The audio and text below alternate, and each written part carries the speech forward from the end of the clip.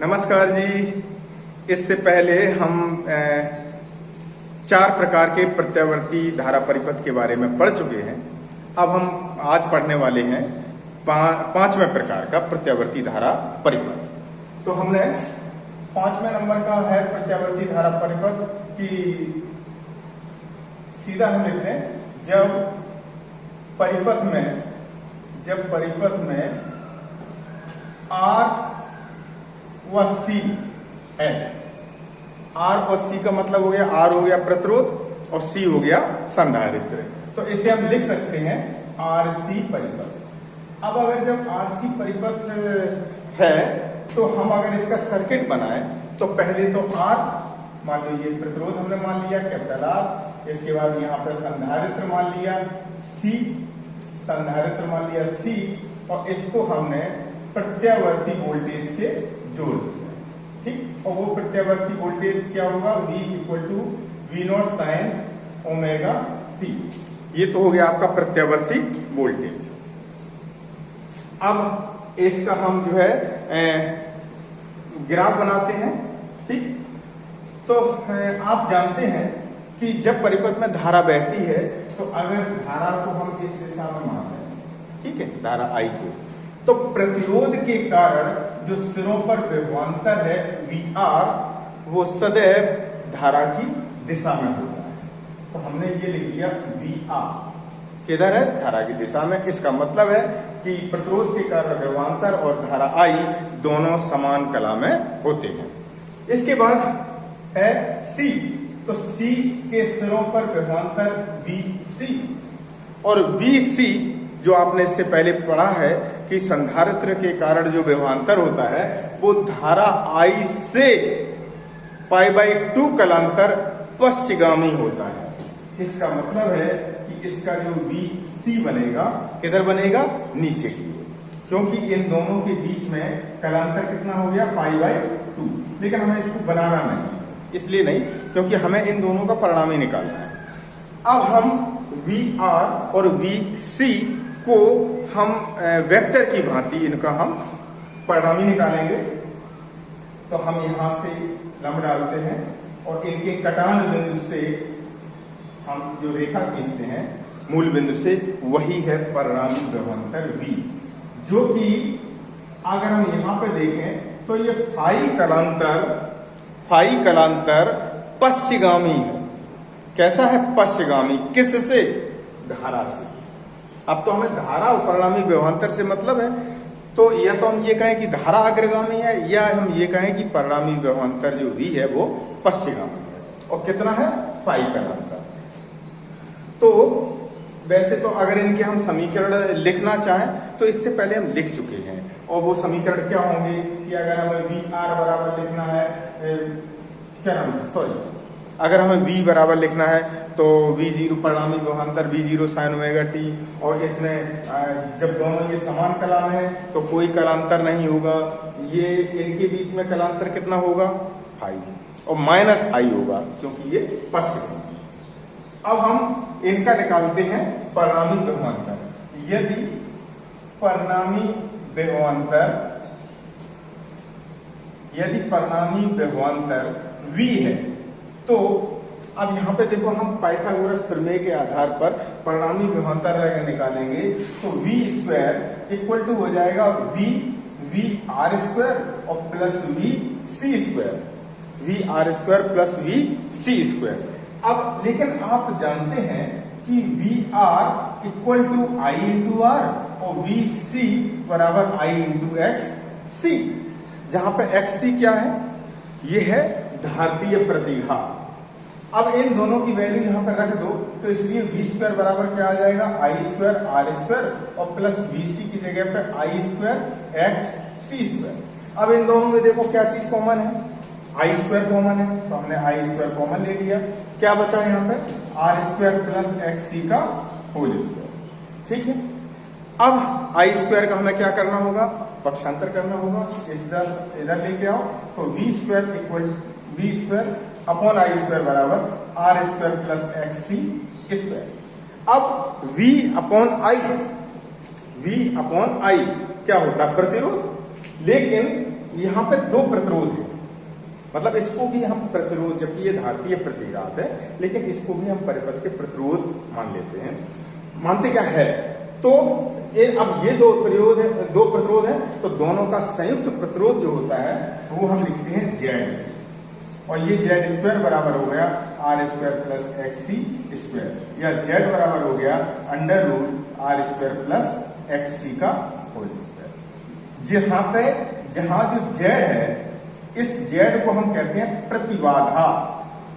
प्रतिबाधा या इम्पीडेंस। ये है प्रतिबाधा, ठीक है, समझ में आया होगा।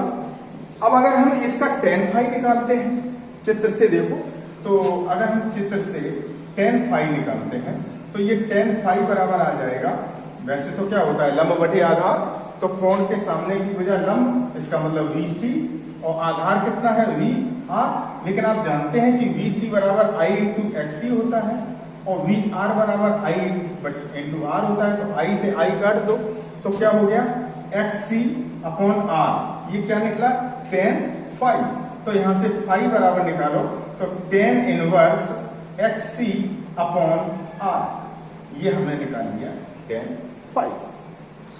तो बच्चों ये निकला है जब परिपथ में R और C दोनों। अब हम बात करते हैं अगले परिपथ की, कि जब परिपथ में L और C दोनों है। अब हमने क्या मान लिया, जब परिपथ में L और C दोनों है, ठीक है, तो जब परिपथ में L व C दोनों है तो हमने यहां पर लिख दिया LC परिपथ। अब जब LC परिपथ है तो इसका हम सर्किट बनाते हैं, तो L कुंडली, C संधारित्र, और ये हो गया आपका सोर्स। तो ये सोर्स हो गया V equal to V0 sine omega t, V0 को या V0 साइन ओमेगा t कहूं, ये प्रेरकत्व L है और ये C है। L के सिरों पर विभवांतर VL और C के सिरों पर विभवांतर VC। अब अगर हम इनका ग्राफ खींचें तो आप ग्राफ को देखिएगा कि धारा I तो इस दिशा में हमने मान लिया। अब आपको पता है कि जब परिपथ में प्रेरकत्व होता है तो प्रेरकत्व के कारण विभवांतर धारा I से अग्रगामी होता है, और कितना अग्रगामी होता है, π/2। तो यहां पे हमने क्या कर दिया, VL लिख दिया, जो कि यहां पर कलांतर कितना है, π/2। और इसके बाद अब आपने पढ़ा है कि अगर संधारित्र है तो संधारित्र पश्चिगामी होता है धारा I से π/2 कलांतर। तो हमने यहां पे कर दिया VC, जो कि यहां पे कितना कलांतर है, π/2। अब अगर देखा जाए चित्र में आप देखो तो VL और VC के बीच टोटल कलांतर कितना हो गया, 180 अंश, है ना। तो ये परस्पर विपरीत है, तो परिणामी विभवांतर कितना हो गया, परिणामी विभवांतर V इक्वल टू होगा VL अंतर VC। इसका मतलब हुआ कि जो बड़ा होगा उसमें से हम छोटे को घटा देंगे। तो परंतु आप जानते हैं कि VL बराबर I इंटू XL और VC बराबर I इंटू XC। अब ये दोनों वैल्यू रख दो तो V² बराबर V equal to I into XL अंतर I into XC, I common ले लो तो XL अंतर XC, I का पक्षांतर कर दो तो V अपॉन I बराबर XL अंतर XC। लेकिन आप जानते हैं कि V अपॉन I प्रतिरोध होगा, तो दोनों का संयुक्त प्रतिरोध कितना हो गया, Z। तो Z बराबर हो गया XL अंतर XC। ये प्रतिबाधा का सूत्र हो गया, प्रतिबाधा। अब यदि इसी में यदि हम ये मान लें कि यदि Z बराबर 0 तो परिपथ में धारा का आयाम कितना हो जाएगा, तो धारा का आयाम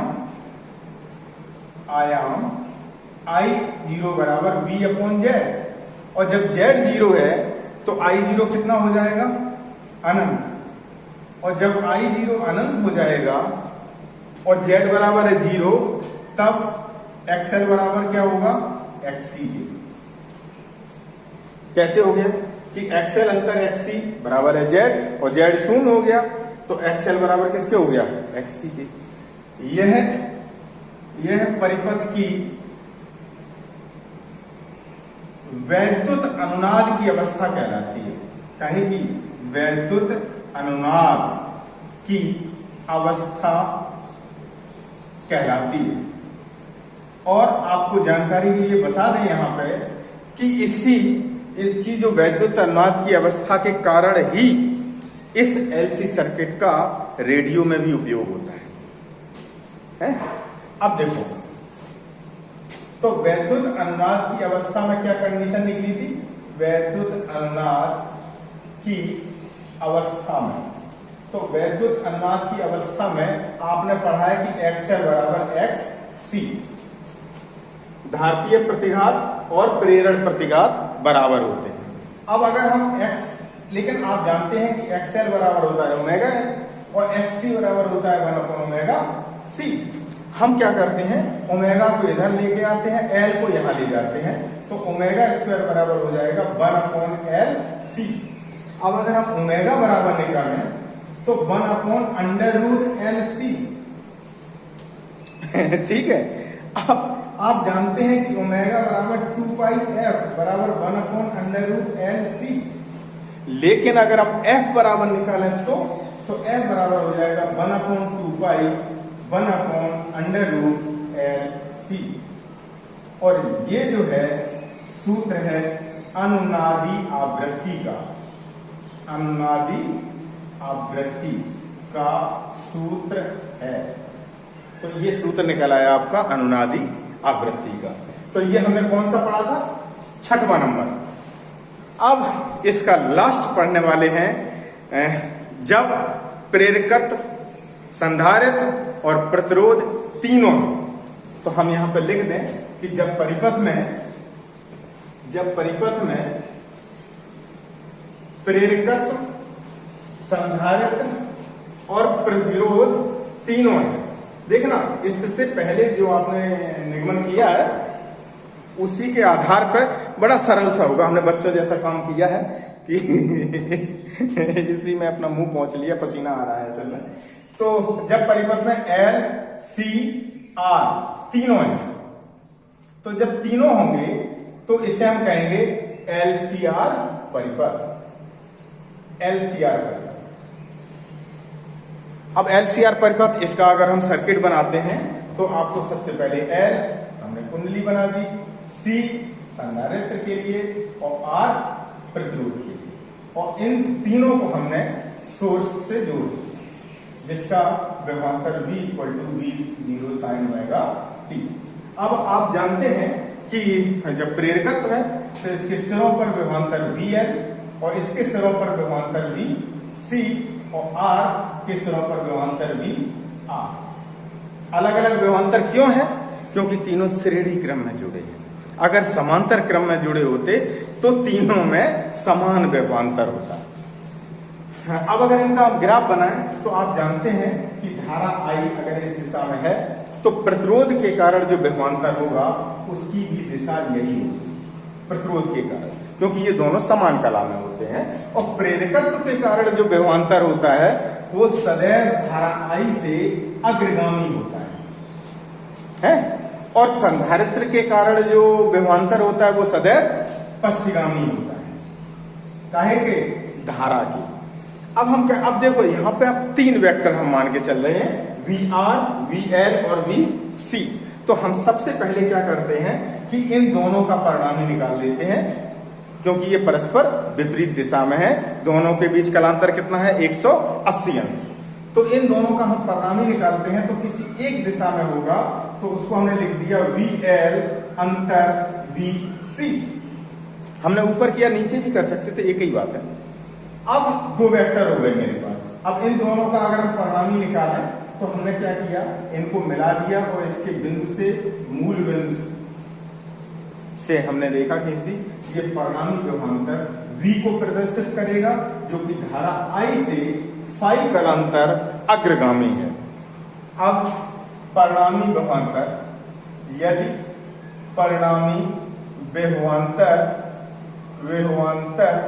V है तो आप जानते हैं पाइथागोरस प्रमेय के आधार पर कि v स्क्वायर बराबर हो जाएगा VR स्क्वायर प्लस VL अंतर VC का होल स्क्वायर। हमने ये VL और VC हमने क्या किया, ये एक वेक्टर मान लिया क्योंकि इन दोनों का एक परिणामी निकाल लिया, तो एक ये वेक्टर और एक ये वेक्टर, दोनों का परिणामी v स्क्वायर बराबर हो गया ये। लेकिन आप जानते हैं कि VR बराबर I इंटू R होता है, VL बराबर I इंटू XL होता है और VC बराबर I इंटू XC होता है। अगर हम यहाँ पे सबकी वैल्यू रख दें तो क्या हम पाएंगे कि v स्क्वायर बराबर I स्क्वायर R स्क्वायर और प्लस I XL अंतर I XC और का होल स्क्वायर। ठीक है, अब यहाँ पे हम क्या करते हैं, I स्क्वायर R स्क्वायर तो ऐसे ही लेके रहने देते हैं, यहाँ पे हम I कॉमन लेते हैं। जब I कॉमन लेंगे तो बाहर जब आएगा तो क्या आएगा बाहर, I स्क्वायर, क्योंकि यहाँ पे वर्ग लगा है तो I स्क्वायर बाहर आ गया और ये बचा XL अंतर XC का होल स्क्वायर। अब इन दोनों में क्या कॉमन आ जाएगा, I स्क्वायर कॉमन आ जाएगा, तो हमने I स्क्वायर कॉमन ले लिया और बचा क्या, R स्क्वायर प्लस XL अंतर XC का होल स्क्वायर। ये क्या हो गया, V स्क्वायर है। तो अगर हम V बराबर निकालें तो क्या हो जाएगा, सॉरी V बराबर नहीं, I स्क्वायर का पक्ष अंदर कर रहे हैं तो V square upon I square बराबर हो जाएगा R स्क्वायर प्लस XL अंतर XC का होल स्क्वायर।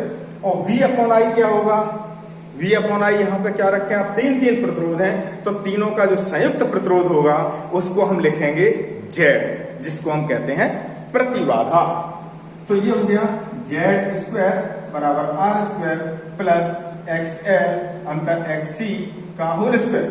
तो Z बराबर कितना हो गया, under root R square plus XL अंतर XC का होल स्क्वायर। ये हमारा आ गया प्रतिबाधा का सूत्र। ठीक है, अगर हम यहां से tan फाई बराबर निकालें तो tan फाई बराबर कितना हो जाएगा, लंब बटे आधार, तो लंब कितना है VL अंतर VC और आधार कितना है, आधार VR। तो इस तरीके से अगर हम VL और VC और VR के सबके मान रख दें तो हम सीधा यहाँ पे कर रहे हैं, तो ये हो गया XL अंतर XC बटे R। ये तो tan फाई निकला, तो यहां से हम फाई बराबर निकालें तो tan इनवर्स XL अंतर XC अपॉन कैपिटल R। तो ये हमारा आ गया tan फाई की वैल्यू। इस प्रकार से हमने 7 प्रकार के प्रत्यावर्ती धारा परिपथ पढ़े।